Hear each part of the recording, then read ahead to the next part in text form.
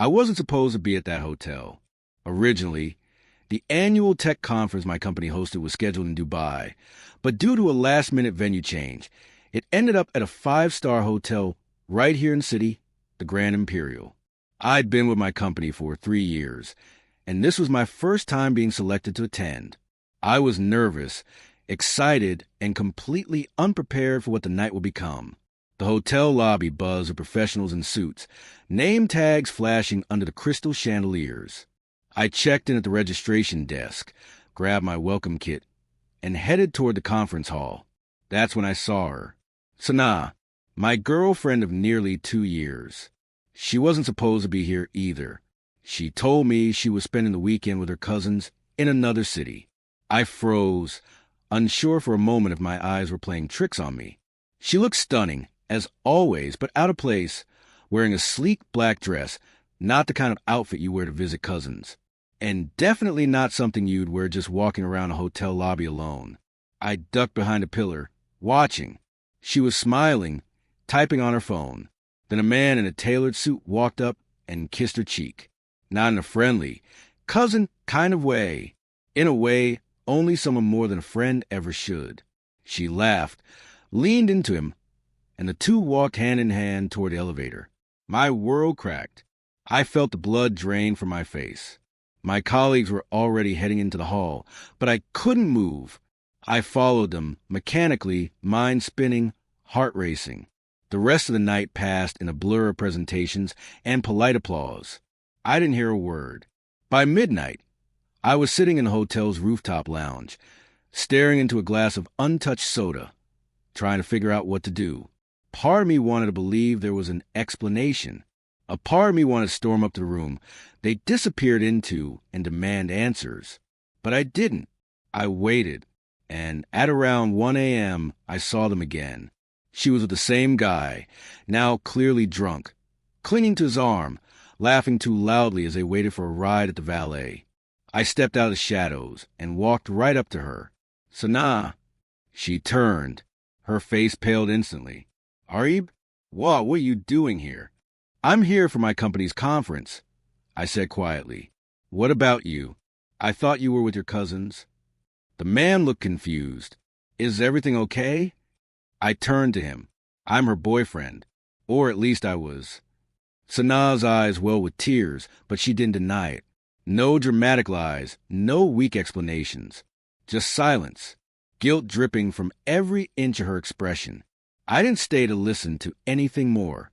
I walked away, with the image of her betrayal burned into my memory. The next morning, I checked out early, catching a cab straight to my apartment. I blocked her number, deleted every photo, unfollowed her on every platform. It hurt. It still hurt. But I also felt free. Sometimes, truth finds you in the most unexpected places. And sometimes, that truth is the only closure you'll ever need. The days after the conference were a haze. I went back to work, pretending everything was fine. My colleagues only noticed that I'd grown quieter, a little more withdrawn. Nobody asked, and I didn't offer anything. At night, though, when the office lights dimmed and I was finally alone, the silence screamed. Sanaa tried reaching out. Of course. She sent a long string of messages that started with panic, then switched to apologies, and finally turned bitter when I didn't respond. She claimed it was a mistake, that he meant nothing, and that it had only just started. As if any of that could erase what I'd seen, the laughter, the way she clung to him, the kiss that made my stomach twist. I didn't reply to any of it. Instead, I poured myself into work. That conference had been more than just a personal catastrophe. It had also been an opportunity, and thankfully, I'd been professional enough during the sessions to leave a good impression. A week later, my manager called me into his office. You handled yourself well at the Imperial, Arib, he said. I think you're ready for more responsibility. It felt ironic that the same hotel where my relationship shattered was also the place where my career began to rise. I took the promotion, offered with quiet gratitude. Weeks turned into months. I moved apartments, redecorated, changed routines, anything to scrub the memory of Sanaa from my life. But healing isn't about forgetting. It's about learning to carry the weight, without letting it crush you. One evening, about 4 months later, I was at a networking mixer organized by a partner company. I didn't want to go, but I forced myself. I knew isolation wouldn't help me forever. That's when I met Zara. She wasn't dramatic or loud, just calm, sharp, and genuinely kind. We struck up a conversation about project timelines and somehow ended up talking for 2 hours straight. There was no spark of desperation, no rush, just ease, and laughter I hadn't realized I missed. I didn't tell her anything about Sanaa that night, or the hotel, or the conference. That story was mine, and I didn't want it to be the headline of my life anymore. A few weeks into dating Zara, she asked me, "What made you stop believing in forever?" I smiled softly. I didn't stop. I just realized some people don't belong in your future, no matter how much you once thought they did. And she understood. 1 year later, I passed by the Grand Imperial again, this time for another conference. I stood outside for a moment, staring at the golden entrance, the same way I had the night everything changed. But this time it didn't hurt. I stepped through those doors, not as someone broken, but as someone who had survived, grown, and moved on. Sometimes, rock bottom is the start of something real. And for me, it was the beginning of becoming whole again. As the final session of the new conference wrapped up, I stepped out onto the same rooftop lounge where I'd once sat shattered, staring into a glass of untouched soda. This time, the air felt different, calm, clear, almost poetic. I looked around, half expecting a ghost from my past to appear. But there were no unexpected faces, no painful truths hiding in corners, just the skyline glittering with possibilities. My phone buzzed. It was a message from Zara. "Dinner at our usual spot? I miss you." I smiled, typing back. Wouldn't miss it for the world.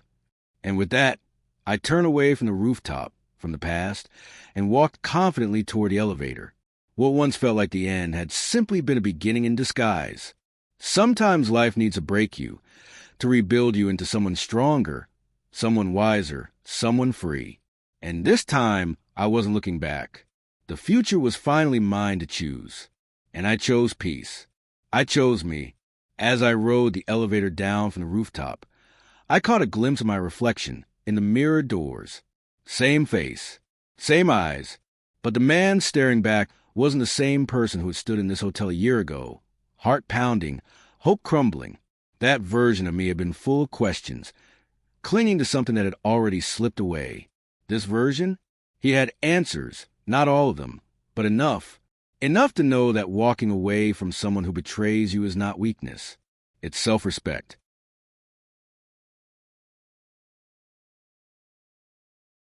The lobby was quiet now, the crowd from the conference mostly gone. I passed through the same marble hall, where I'd first seen Sanaa that night. For a second, I thought I felt something, a tug, a ghost of old pain, but it passed quickly, like a shadow in the corner of my vision.